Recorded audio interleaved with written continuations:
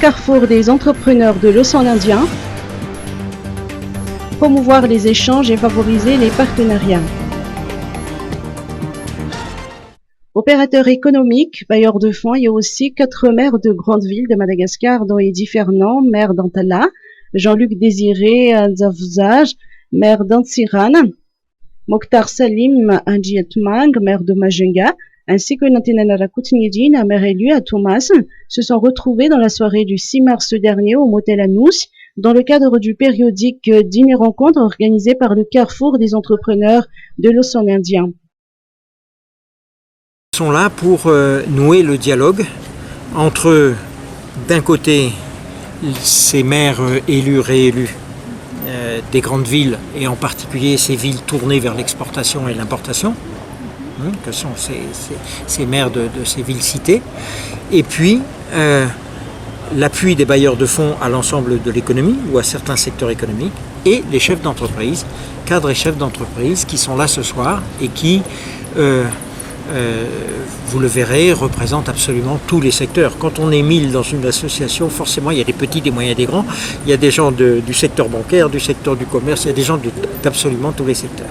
Voilà, donc ça c'est l'objectif de ce dîner. Nous en organisons 4 par an. Le prochain se tiendra au mois de mai avec pour thème la coopération régionale privée. Ce soir, le thème est l'aide des bailleurs de fonds à l'économie de Madagascar et plus particulièrement aux grandes villes côtières de Madagascar. Pourquoi ?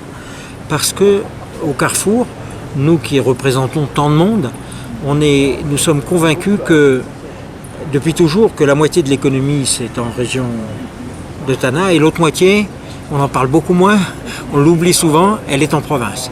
Donc notre objectif ce soir c'est vraiment le rapprochement dans l'amitié entre ces 3 catégories, les bailleurs, les chefs des municipalités, les chefs élus des municipalités et les entrepreneurs.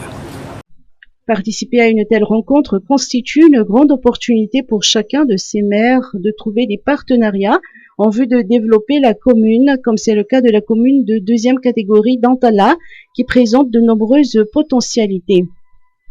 Antala est une ville d'exportation, c'est une ville connue pour être le premier producteur mondial de l'avenir, donc forcément il y a ce potentiel agricole et d'exportation qui va intéresser aussi bien les bailleurs que nous, la population d'Antala, mais aussi il ne faut pas qu'on oublie qu'on n'arrivera pas à un développement si on a une institution faible. Donc moi j'ai toujours primé et favorisé la force d'une institution. Il faut qu'on ait une institution forte et la commune, comme vous le savez bien, est une institution publique.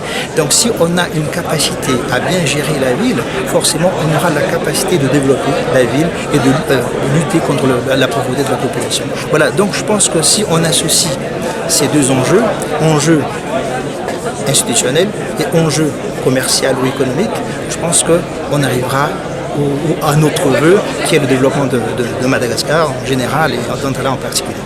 Si cette rencontre avait comme thème l'aide économique apportée par les bailleurs de fonds à Madagascar, le prochain rendez-vous se tiendra au mois de mai prochain et sera axé sur la coopération régionale privée.